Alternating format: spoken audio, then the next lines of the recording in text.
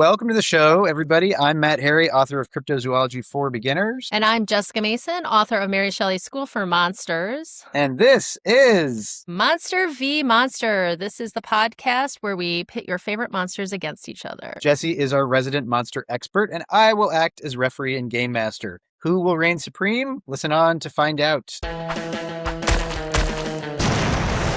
Monster v. Monster.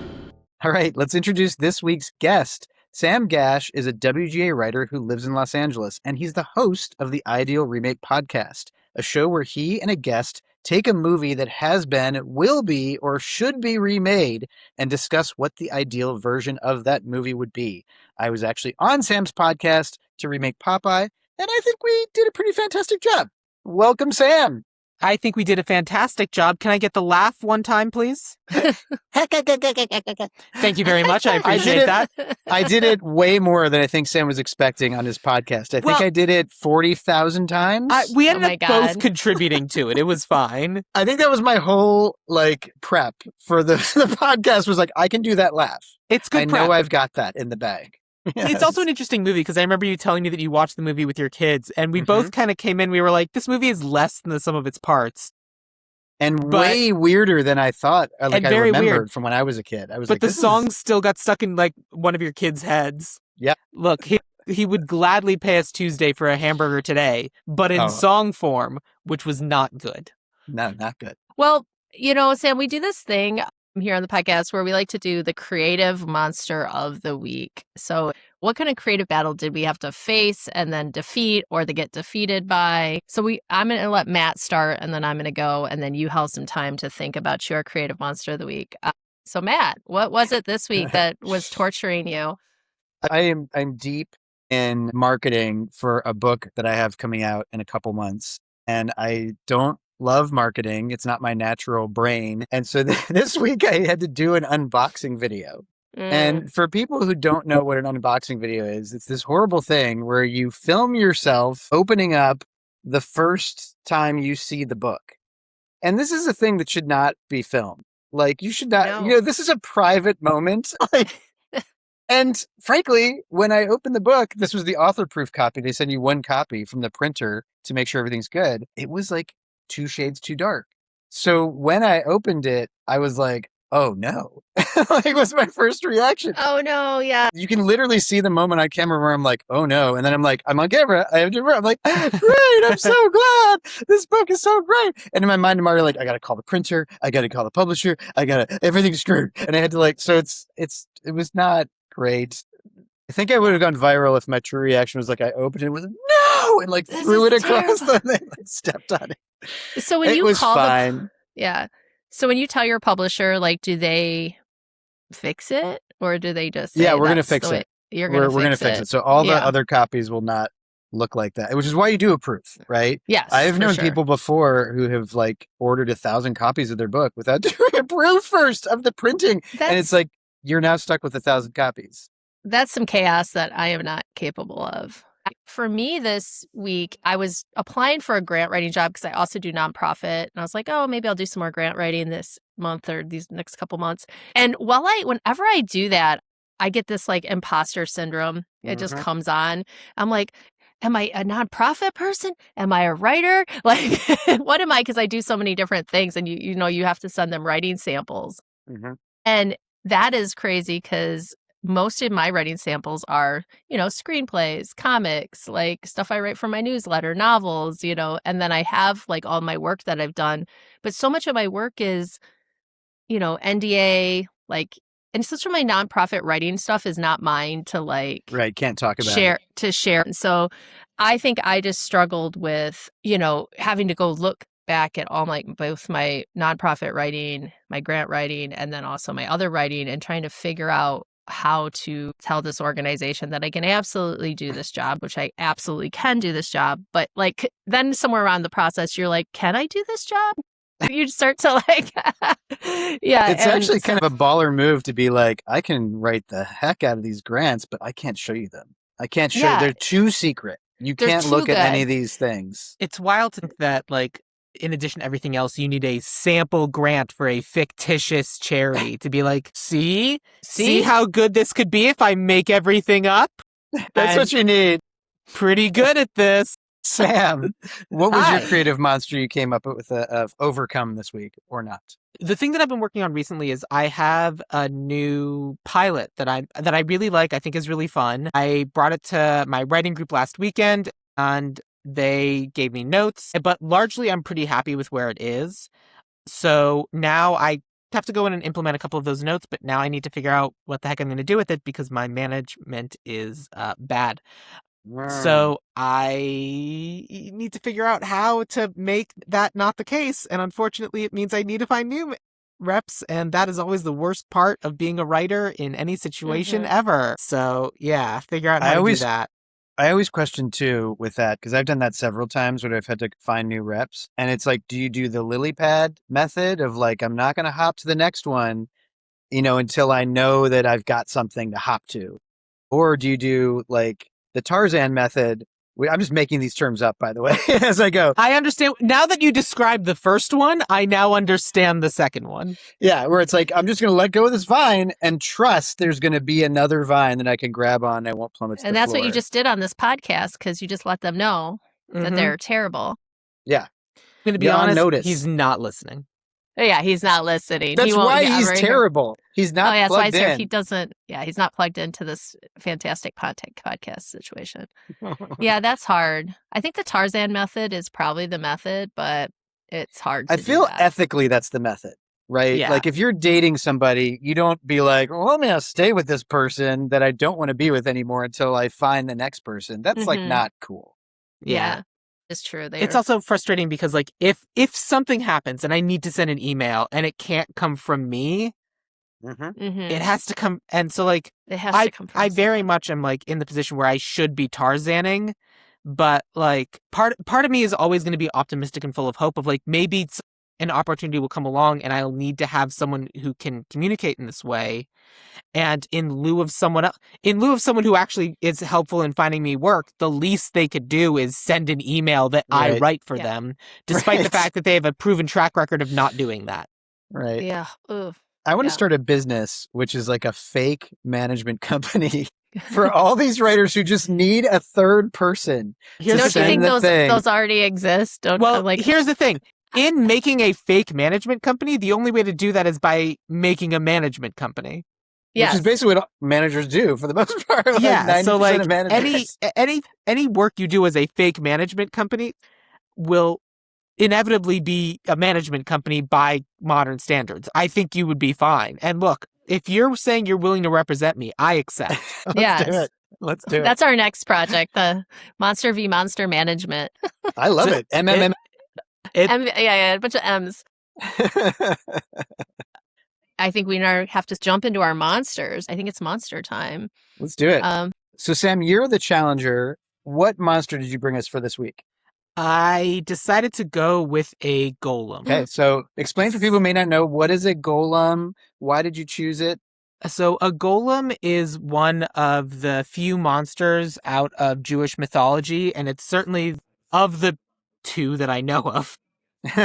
It's certainly the one that has captured much more public understanding and knowledge to the point where there is a Pokemon version of one of them. But like, unfortunately, it's something like a Dybbuk, which is a possessing spirit. A golem is basically a being made out of dirt that has been animated with kind of the words for life. It's basically a big clay man who has kind of the instructions and the orders that this creature is supposed to be carrying out written down on a piece of paper within the creature's head. And in the traditional historical like story, I don't know if I'm supposed to tell you how to defeat a golem. She'll definitely use it against you. I know how to defeat a golem, so. All right, fair enough. I think. No, but it's fine. I could be wrong, so it's been a while, so we'll see. But you shouldn't tell me. Do you put the golem on one of those spinning wheels like with Patrick Swayze and shape it into a vase? Is that how you defeat a golem? Yeah, and you love it. You love it to death. It's through a pottery wheel seduction. Yeah. But why I picked Golem is I am Jewish, but that's not why I picked golems. I just think they're neat. But Yeah. I was kind of made to love them as creatures in general from Terry Pratchett. I mean, that's how I've come. Like, Terry Pratchett has my favorite iteration of a lot of different mythological creatures. Like the Terry Pratchett interpretation of trolls, of goblins, of gnomes. I love all of those so much. Like, obviously, the Terry Pratchett iteration of death is like the version of death. Yeah. And like his version of like the wee free men, like the Smurfs, is so good. And so that version of golems, his version of golems, is just excellent. So like in the Discworld Terry Pratchett books, there's a golem horse. And it is just an incredibly powerful horse that doesn't really need to eat, sleep, or stop for any reason. And it is a golem, it's just in the shape of a horse. And so, I don't know, Terry Pratchett stuff. It's always fun. The golem, let's do it. All right. So, Jessi, you now know the monster Sam brought. What monster are you going to choose to defend yourself against the golem? Well, I'm a little personally connected to this one as well because I'm from Michigan, and it's a legendary cryptid from Michigan called the Dogman. Now, the Dogman is a werewolf-like creature, but it stands up like a man. It looks more like a man, but it has like a wolf head and, hair and all this stuff. And it kind of got really hyped up in the 90s in Michigan because I think it was this guy named Steve Cook did this like legend thing, and they broadcast it kind of like War of the Worlds, they broadcast this story, and it was the Dogman story. But the way I came to know the Dogman was through my Uncle Jack, and he used to have a cabin on Higgins Lake, which is up in northern Michigan. And he was in charge of all of us kids one night. And my parents went out with his kids and they went out partying or whatever. And we all stayed home with my Uncle Jack. And he told us the most terrifying story about the Dogman. And it ended with this kid's bloody shoe. And, the kid disappeared. And we were all like, oh, my God. And at that time, they were, remodeling the cabin. So one of the walls and where we were sleeping was just black plastic bags that were typed. So the wind was just coming through. And so us trying to sleep that night was not possible. And so anyways, the Dogman is this kind of amazing cryptid, has a lot of radio connections because they would tell stories about him, and kind of a loner. So it's cyclical. They said to have been cyclical, like it only shows up so many years. Is he magical at all? Or is it just like a dude with a dog's head? Are you saying that once every 12 years, it's the year of the dog? Yeah, it's something like that. It's the year of the dog. So basically, people see this thing and they're afraid of it.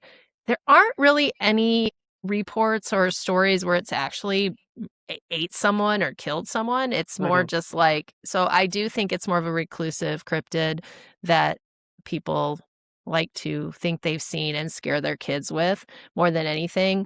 So yeah, so that's my cryptid. I think it's very important as an aunt or an uncle to have that one truly scary story and to terrify your nieces and nephews because they will never forget. They will never forget you. Right. But, all right. Well, we've got our two monsters. It's time to assign some stats. Each of these categories can go up to a 30. All right. So big thing I have to ask as I'm thinking about the golem, what are your golem's instructions? What is its task?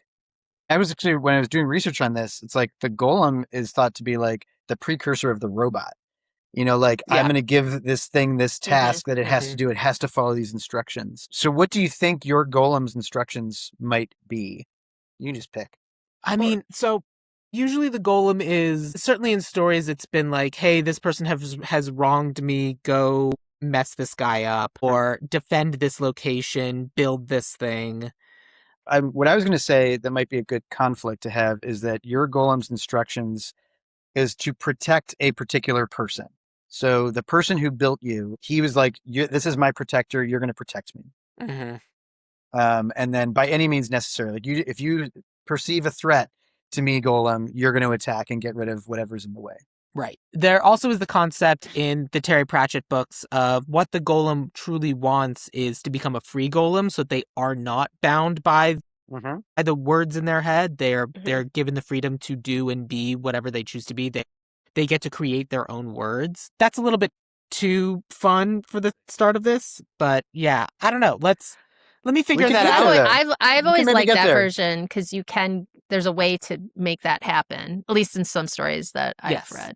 Yeah. Yeah. So I don't know, All right. but All right, so this is good. That just helps me kind of figure out where we're going to kind of go with this. How big is your golem? What does it look like?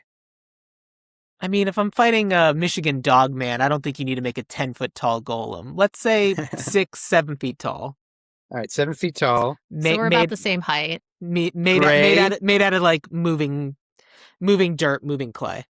Okay, and like, what's the color? So it looks like a guy. Well, no, it looks like dirt. It's made out of dirt. It doesn't look like a guy. Okay, but it's not in the shape of a human. Like, what's its shape? It's in like the vague kind of blocky, like it looks like you know that fuzzed out picture of Sasquatch? Okay. That is kind of what it looks like. It look like it doesn't have like it can like mold its own hands, but normally I think of it just being like kind of like dirt clawed arms, dirt clawed legs. Yeah. No so it's got legs, 2 arms, 2 legs, that's kind 2 of a head. arms, and kind of a head. Perfect.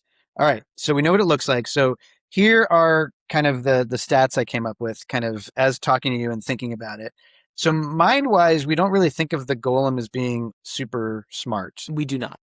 So I would put the golem's mind at a 5. Like, it knows enough to like protect things, but it's not problem solving, doing kind of higher level thought stuff.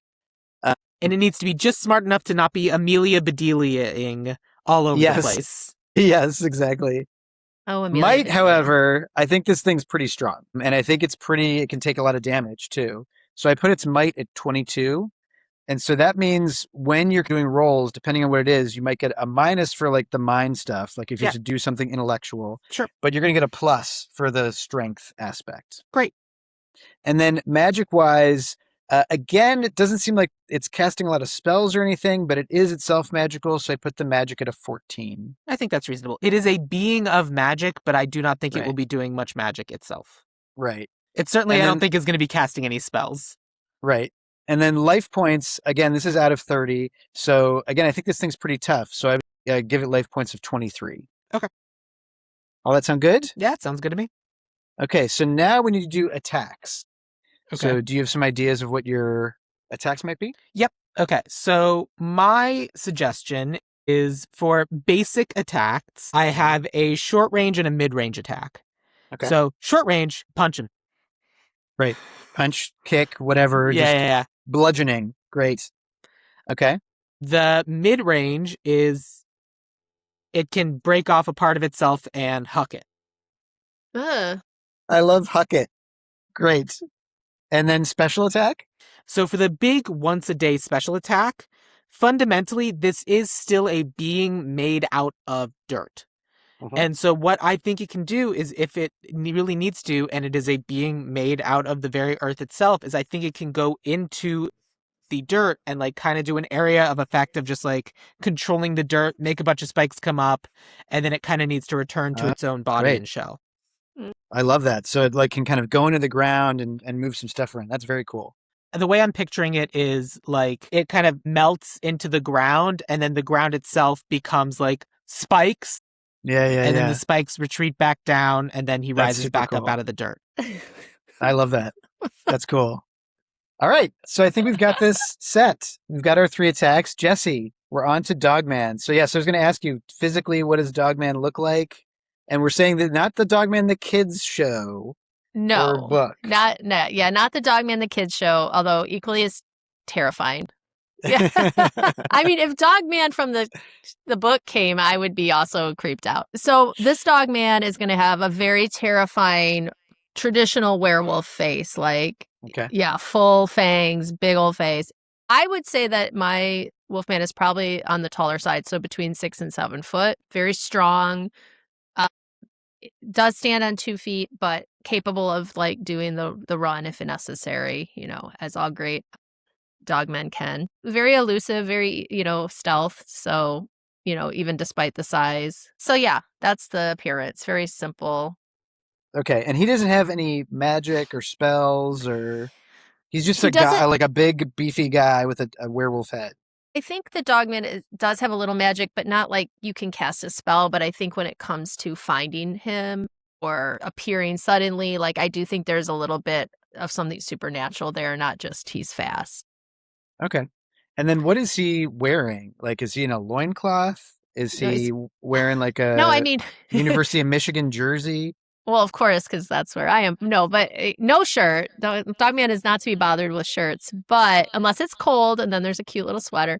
But I would say cut off jeans, I think, to the knees. I think we got to go 80s on this. So like short shorts with like the pockets hanging out the bottom of the jean let's make them shorts? short. I was gonna give them to the knees, but I say let's just go all the way short with the pockets hanging out. Like real Magnum PI. That's his vibe, and a little bit of a headband. You know, I love to keep that hair out of his eyes. This is great. Okay, so he has the brain of a dog, right? This is he's not stupid, but he's not like. He's got man brain in there too, so he got a little combination going. Oh, he does. So he's Dogman, yeah. Like they did not cut a wolf. He's got like it's a complete body. He's like a little bit of everything there, yeah. So because he's hairy body, it's not a naked body. He's got a hairy, let's not be gross. Like, yeah. Okay. I mean, the short shorts are gross, but.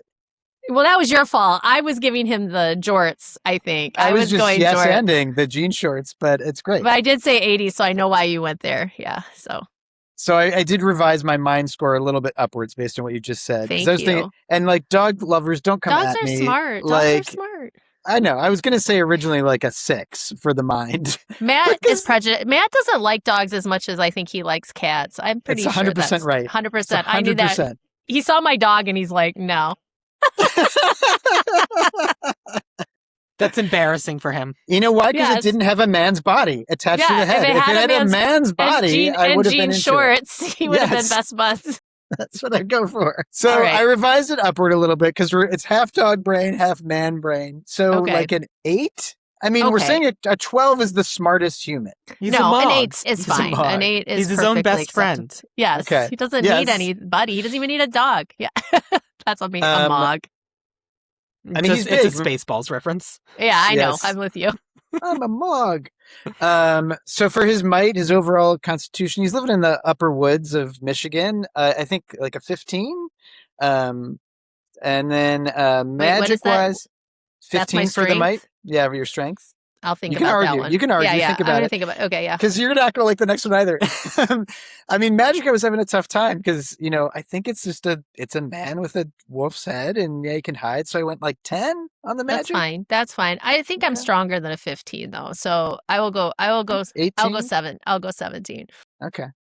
And then life points wise, I was thinking 18. Okay. All sound good? Yeah. All right. Since what about your attacks? Compared to Sam's points, right? My first one's going to be kind of a hide and seek or slash, depending on the situation. So this is the power to completely disappear from my opponent, or if I also can, if depending on the strength of my roll and what we're doing, I can also slash it from my stealth mode. So that just depends, like if I need to hurt them or if I just need to hide. Yeah. So it's hide and seek or slash, depending. Okay. So it's a regular attack. What's another regular attack for you? The Wolfman Howl. And this is more meant to terrify my opponent, like freeze them into fear. But if it is strong enough, it can act as a sonic boom and knock them down. That's cool. And then your special attack? It's Rabid Rage. And that is kind of like a berserker move. So this only happens when I am very backed against the wall, very fully provoked. I become like a rabid ball, like berserker ball of like claws and fangs and swirl around my opponent and just slashing and gnawing. And little Tasmanian Dogman around you. Wolverine kind of action. Yeah. So depending on see red. Yeah. Now, if it's strong enough, if my level of Rabid Rage is strong enough, I can leave an opponent missing some limbs or being clean to the bone in certain areas. So sure. Those are my perfect. This is gonna be an interesting matchup. I'm excited. These guys aren't playing chess, I don't think. This is not. Maybe afterwards. We might have an intellectual moment afterwards with our 5 and our 8. Yeah. You can enjoy some fast food together. Okay, so we've got our monsters statted up. We don't eat fast food. That's not a Midwestern thing. You're a dog man. You eat whatever you can find. I eat anything I smell. You get whatever was left alone on the counter. right? Exactly. Yoink. All right, it's time to pit monster v monster.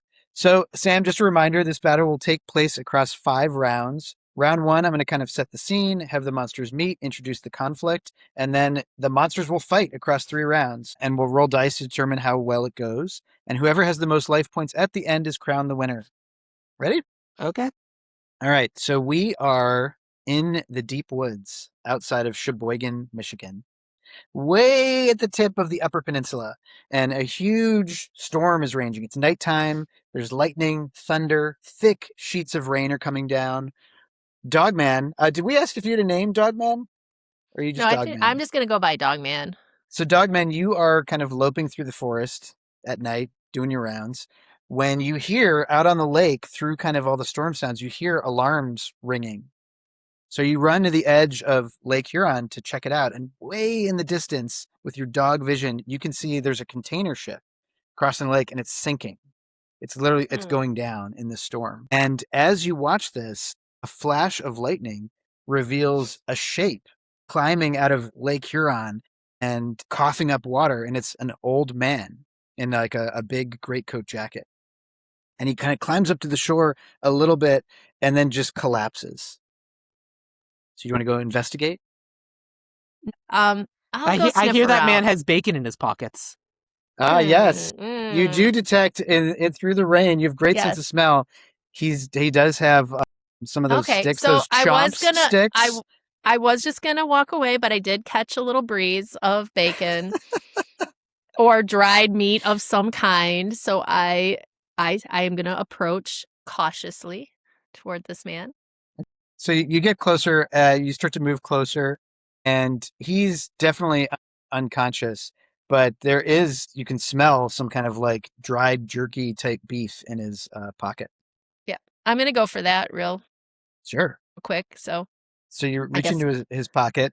Pretty easy to do. It's on the outside. As you're doing that, Sam, you were on this container ship with this guy who is your guardian and creator.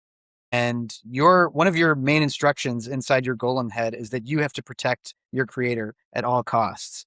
So when he fell off the ship during the storm, when the ship tipped over, you kind of broke out of your crate. You could feel instinctively he was in danger. So you broke out of him and dove into the water, and you've been like kind of following him. So you are coming out of Lake Huron, and you are seeing this creature crouched over your creator. So immediately your instinct to protect kicks in.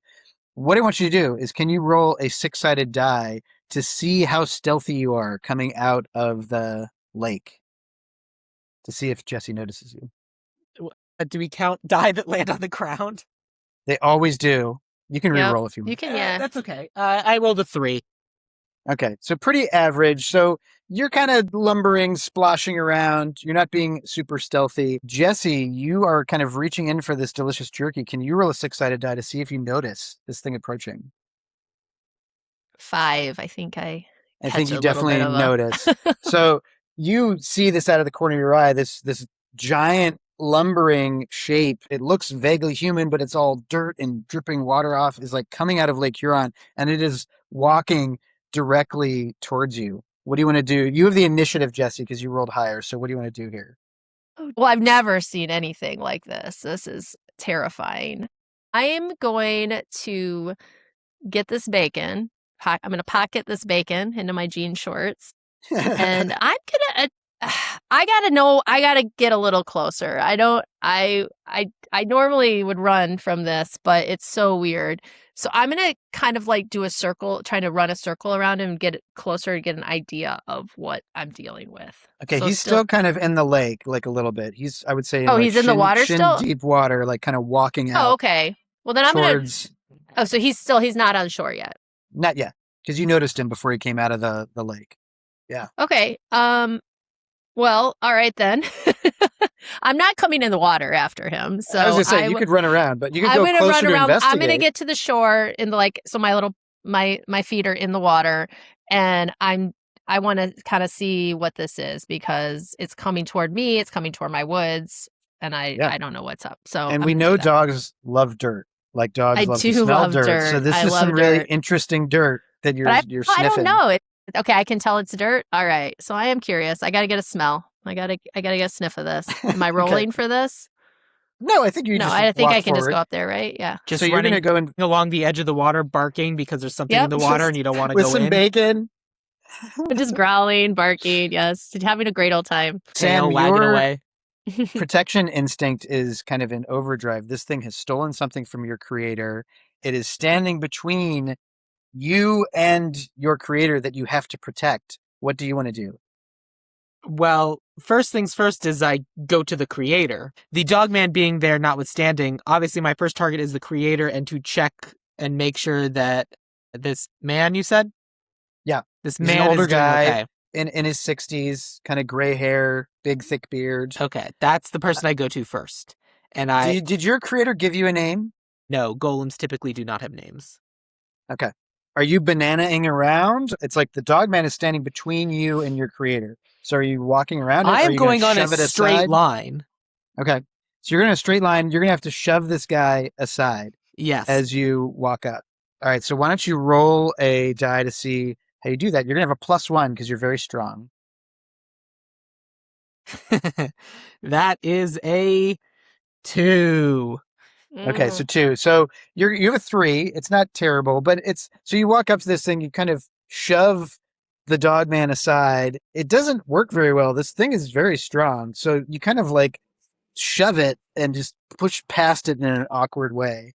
And as you do that, Jessi, it knocks the bacon out of your hand and it falls into Lake Huron. Oh no, dogs hate food that fell on the ground. Yeah. I'm gonna eat that. It got pulled away. It falls into the water. There's a lot. The water is It's raging choppy. right now, Yeah, which it it's can choppy. be super choppy. 15-foot waves. I try to get the bacon. I On miss Lake the bacon. Huron?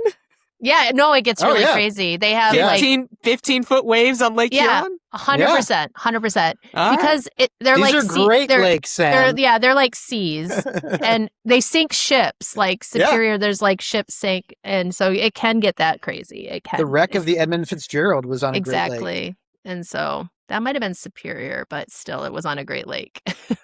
Yeah, I didn't know which lake it was. I just knew it was one of the but they greats. can get really crazy. But 15 on shore is a bit intense, but we will.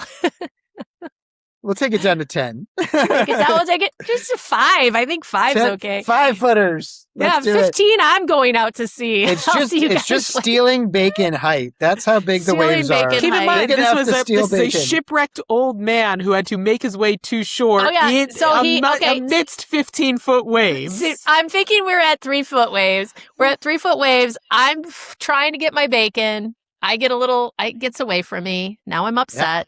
Yeah. Did he successfully push past me then? So he knocked my he bacon. pushed past Okay. you. He's knocked your bacon away, pushed past you. He's walking towards check on this guy. I'm going to follow behind him as he comes up to this old man. I want to see what he's doing. I don't care about you. I'm just going to check on the old man. Well, So I got to smell this dirt. It's like dirt that's not from around here. So are you smelling his butt? Well, no, but I'm smelling the air.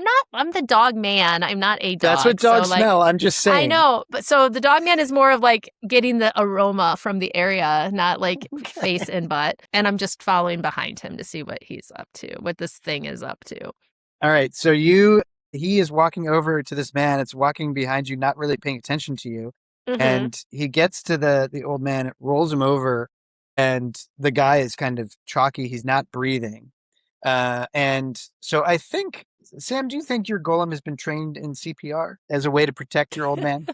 Oh, interesting. No, because I don't breathe. So CPR wouldn't really work. He didn't. You could push on his chest, maybe. No, what I would be more likely to do is put my hand directly on his mouth, use the dirt to reach into the throat as much as possible and remove everything, clear any obstructions, and get it out. Oh my great. God. They don't do this on the pit. All right. So you're going to roll a 6-sided die. You're going to kind of morph your arm to reach down his throat, inside his stomach, / lungs to find out what's inside there. I hope I roll good. Okay, this time I rolled a little bit better. This is a 5. Okay, great. So you're pretty suave as you do it. So you kind of reach your arm down his throat, and you encounter moisture inside his lungs. So you can kind of soak it up a little bit, the way that like dirt can soak up water. So you're kind of able to do that. But as you're in his lungs, Ben's like he's kind of choking, because what you're doing is, you're filling his lungs with dirt that you're trying to pull back out. Yeah, I get it back out. Yeah. We've done this before. All right. So he burbles awake and looks up at you, and his like dirt's coming out of his mouth, and he sees behind you a giant 7-foot tall guy in jean shorts with a wolf head that just kind of it's cocking its head to the side the way dogs do, like, huh? And he freaks out and starts screaming, and he's like, attack that monster! I would not advise that. So what you're saying is I've comfortably cleared the airways? Yes, you've cleared his airways. You've siphoned all the water out of his airways, and he has now ordered you to attack. And so he's a violent little man. Turn around, and I think anyone who would make a golem is like not very trusting. Yeah. Okay. Of other people. So he's ordered you to attack. So you immediately have to turn around. What kind of attack are you going to do on this creature behind you? Backslap. All right. So roll a 6-sided die. 4. All right, pretty good. So it turns around just immediately and backhands you, Jessi, right across the muzzle. You go staggering back into Lake Huron right as lightning kind of crashes overhead. I hear there's 25-foot waves. Now I'm gone. They're even bigger. They keep getting bigger. Oh, so I'm Jessi, in Lake you're Huron. going to take 3 points of damage from that hit. Well, Waves are hitting luckily you. when I land, I found a piece of the bacon, and I gobbled that right up. All right, that gives you a half point back. Thank you. So you're minus 2.5 points. Nice. Well, You get to respond. I do not care for that at all. So this is my turf. I'm gonna get up because there's 2 of them. I'm gonna do the Wolfman howl because I want to just hopefully freeze them, or hopefully more than that. We'll see how I roll. Sure. And I'm also very mad, so I got to go, ow, ow, ow! Good. Oh, 2. You rolled a 2. So I think when you get knocked back in these, 40-foot waves that are on Lake Huron. Now they're 40 foot. They keep getting bigger. Well, that's okay. I'm a surfer. I'm looking for that 100-foot wave anyway. Yeah. I think we'll get there by the end of this encounter. There by the end of the story. So some water sloshes in your throat, so you try to do it, and you're kind of like, Yeah. Well, she was just eating bacon. Yeah, I just She was also eating bacon. It's hard to howl when your mouth is full of bacon. I know. Well, I finished that bacon. I'm choking on my bacon. Golem, put the dirt down my throat. Save me. So I think No, I'm just kidding. It is still pretty loud. The golem doesn't have ears. Golem. What? Golem doesn't have ears? is the character from Lord of the Rings. This is a golem. Yes. The golem does not have ears, right? I mean, it can hear. It can hear. I would say that it can hear, it can see, it can't really talk, it can't really smell. Yeah. Okay. So I think you'll probably take the howl is like loud enough that it kind of impacts you, but it's not like going to burst your eardrums because you don't have eardrums. The old man is a little more like, ow. It's like you've played really loud music near him. Cool. So I go back and offer to put dirt in his ears. Let's patch him up. I think your primary directive now is to attack this thing. I have been ordered to attack the thing, so I must attack the thing. So I think you're going to take like maybe a point of damage. Like the sonic boom kind of impacted you, but not a ton. So we're kind of into round 2. You can go do another attack against this creature. Mm-hmm. Yeah. So I've been ordered to attack, so I just keep marching forward towards the Dogman. I don't really have any crazy plans or notions. It's a golem, and I have been ordered to do a thing, so I'm doing the thing. So you're gonna punch it, kick it. You can walk up to it and punch it or kick it, or you could huck it. My intention as a big scary golem is to grab it and force it under the water. Great. All right. So roll to see how well you do that. I don't even think that'll be that difficult. There's 75-foot waves. Yes, there are. I'm already underwater. I'm sending you left back your board back in the woods. Thank God someone cares about me and my desires. A 4 again. 4. Okay. But you actually have a +1 because of your strength. So you grab this creature, you're grabbed by this golem and forced under the water, Jessi, and it's just like holding you down. It's like a boulder is on top of you. So you are under the water. In a few seconds, you're going to have to start to breathe because you're getting buffeted by these waves and held down. So what do you want to do? I guess I'm going to try to do my hide and slash. This is kind of a weird situation. I guess I'm under the water with he's got a 5. Yeah. I mean, I have a recommendation to make if you want one. I'm going to do my rabid rage. I'm going to go my big power because I feel like I'm pretty time. I feel like I'm trapped under here. I mean, I was saving it because I really, really wanted to experience what was underneath this golem. But I'm going to do my rabid rage right now.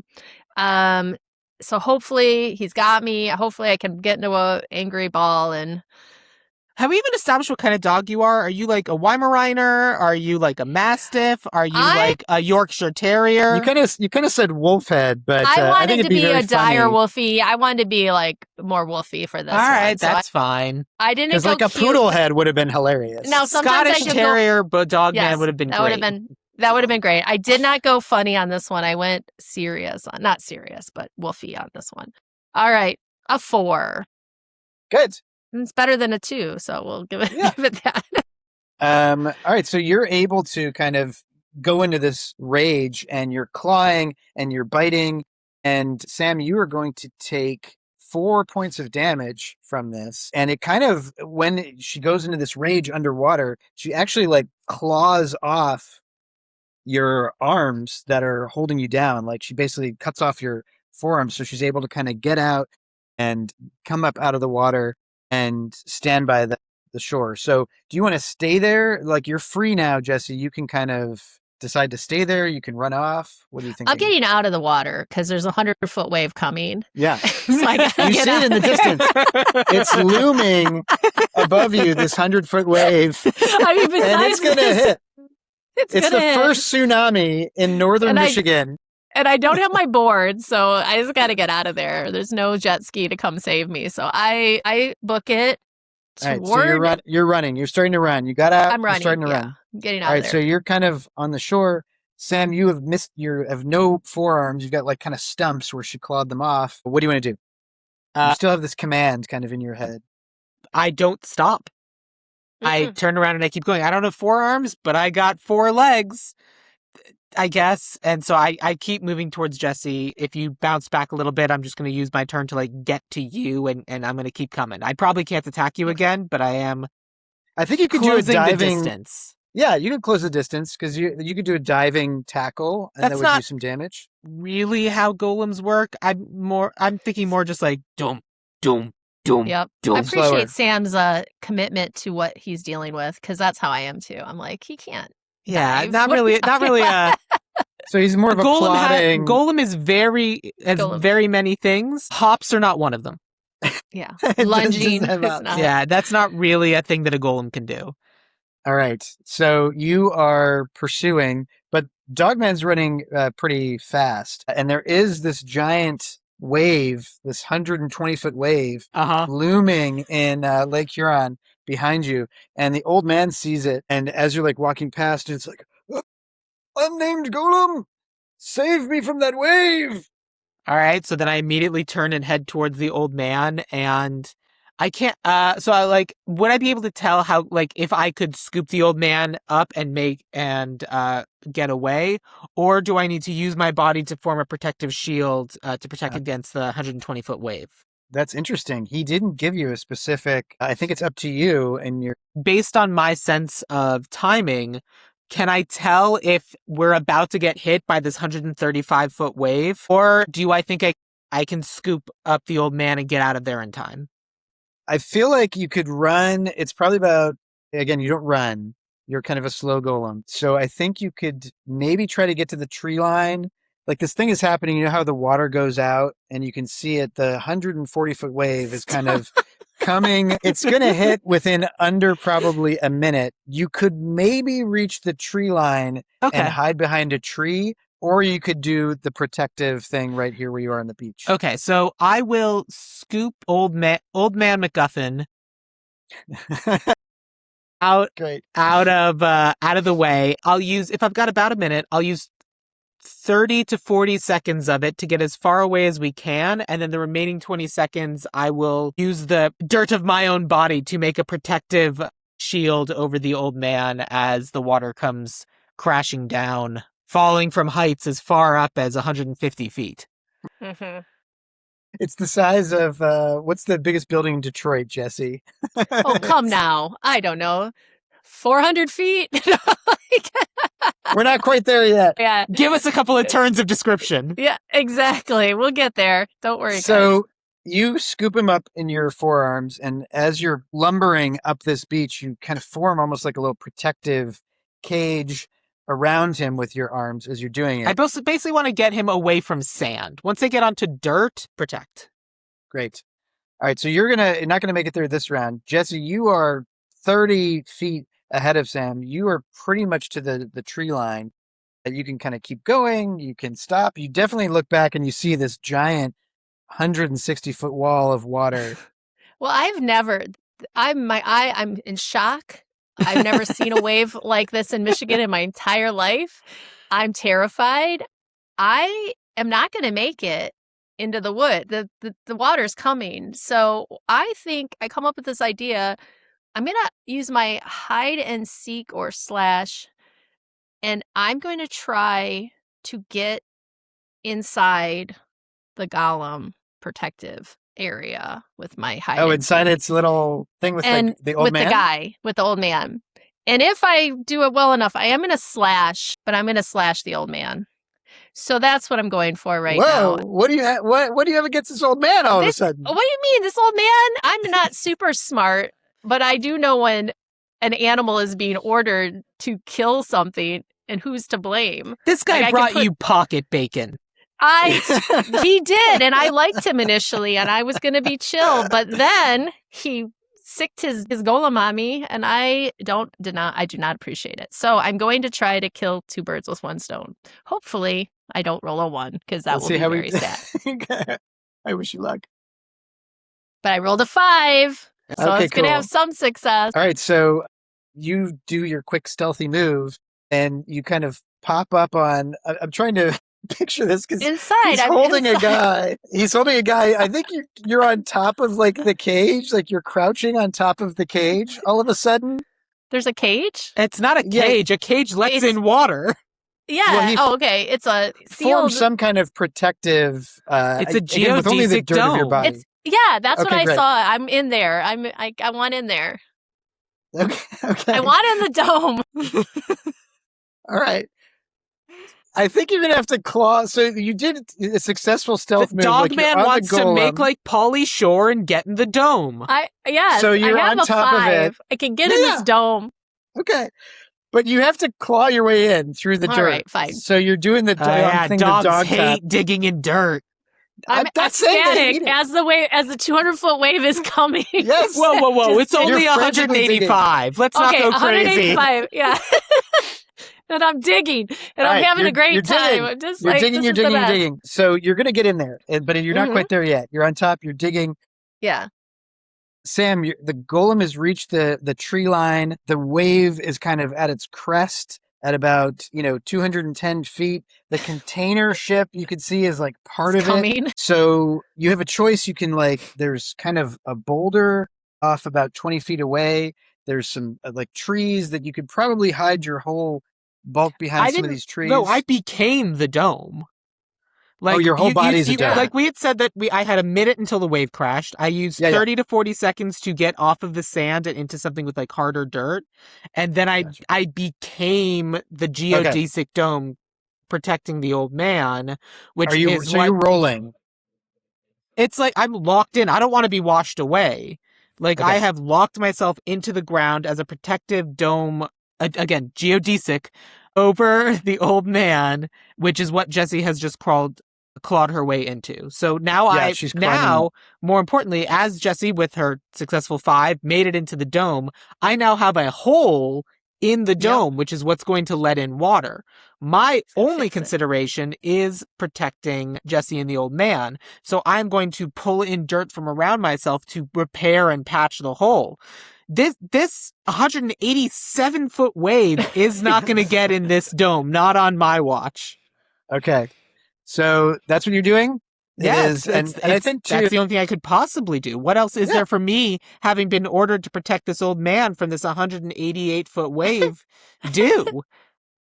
Okay, so perfect. So you fill in the hole. I feel like you're pulling in dirt. You're covering yourself in this giant mound inside the this geodesic dome, which is pretty tight. I mean, you went from a 7-foot guy. You've added on to it, but Jessi. Do you want to say anything? There's like kind of this bit of quiet. You know, like right before thunder crashes or something, before this wave hits. The old man. Yeah, you guys are like muzzled a face with this old guy, and he's like, "What are you? Hungry. You smell like a wet dog." Do you have anything you want to say? We've picked two characters that aren't really known for their verbosity. Yeah, or you could do anything. You could lick his face. This is a terrifying situation. I'm now inside a golem. Three circles curl up on lap. That's But great. I think I'm gonna growl at him, to be honest. I don't know. I don't like this. I'm kind of this. We might be dead. This might be our last moment, right? All right. I'm gonna growl a little bit, but then I'm gonna kind of go in a little closer and kind of nuzzle him a little bit with my nose, because I'm kind of afraid. This is terrible. It's also dark. I also Yeah, it's really super like dark. this. I have to say, I really like this den because it's very tight quarters. I feel safe in here. So Yeah. I'm not feeling quite, since I didn't slash him, he is lucky I didn't roll a 6. He's still not hurt. Yeah. So I will nuzzle him a little bit, but I'm still kind of in between moods about it, Sure. So when you kind of nuzzle him, I mean, you're afraid. This is very scary. The ground is shaking. You've never seen a wave that is 230 Or a feet tall dirt like monster. this. Or a dirt monster. Who I think brought the wave, honestly. I don't know where this wave came from.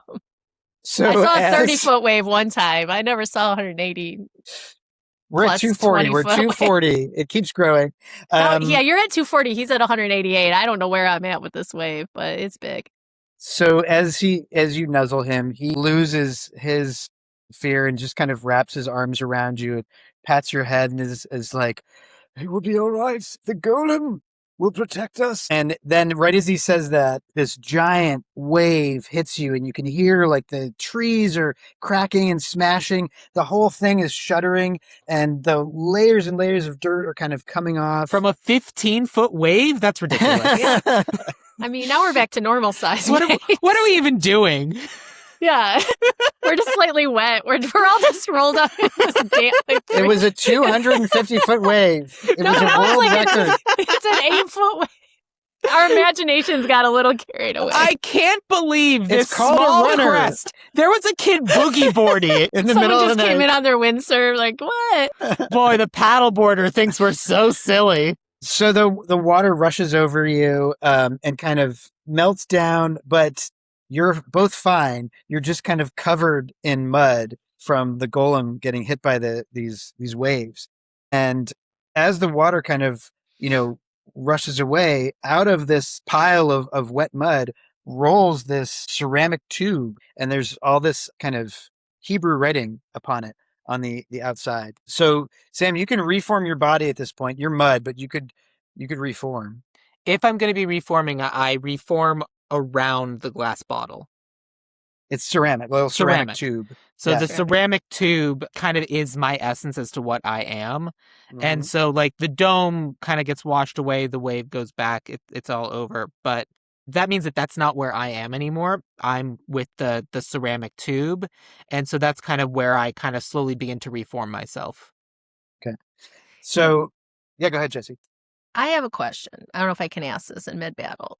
Is the ceramic tube, if destroyed, does that destroy the golem or does it free the golem? Well, my interpretation was that there's different instructions for making the golem come to life. Yes. And then there's the instructions inside the golem that make it do what it does. So the way a golem works is and obviously all golem mythology, depending on how it's been taken, is a little bit different. The way it worked in the original story that I heard is that it had the Hebrew word for life written on its forehead, and then the instructions were put inside of its head. the way to kill the golem is to change the word for life, chai, into the word for death, met. I don't think it matters. You're not a particularly linguistic Dogman. Well, I'm not trying to kill you right now. This moment. I'm just. We're not actively fighting right now. We're just talking about. Now we made it through this incredible ordeal. Now we're all going to figure out how to go get everybody some dinner, kind of cool off, see what's going on. I mean, more bacon. A couple of us just survived a shipwreck, so we're not doing great. But so theoretically, until you can eliminate the word life off of my forehead, that is what would kill me. The instructions themselves are what are the orders. So that's why I form up around the orders. Got it. All right. So as you were starting to form up around the orders, the old man reaches in and he actually plucks the ceramic tube out of it and says, "Wait, you have saved my life for the umpteenth time. It is time for you to become your own golem. Not under my command any longer. You've protected me countless times. Go live your life." Is that you dying? No, that's him dying. Yeah. I mean, he's not. I wasn't having him die. You could have him die if you want. You could kill him. No, thank you. Yeah. So he kind of takes the ceramic tube and breaks it over his knee and crumples up the scroll of instructions on side. So how do you feel? What are you thinking right now? I'm feeling. I just start walking away. Okay. So he starts walking away, and then he turns to you. He's covered in mud. You're covered in mud. Do you do that dog shake to get all the mud off? Gotta get it off.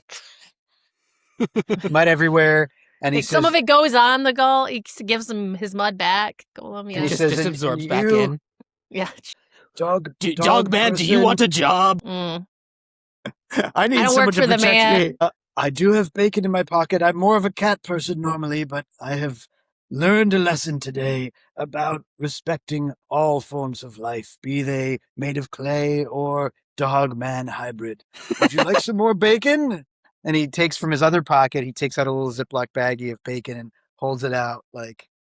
Well, I'm kind of whimpering because I'm kind of sad that the golem is going away, going back into the water to find the next... I'm not going in the water. Okay. Oh, you're going toward the woods. No, I'm just going away. Into the sunset. Yeah. Do you have any goals, Sam? I know I'm a golem. Yeah, gotcha. Golem. Okay.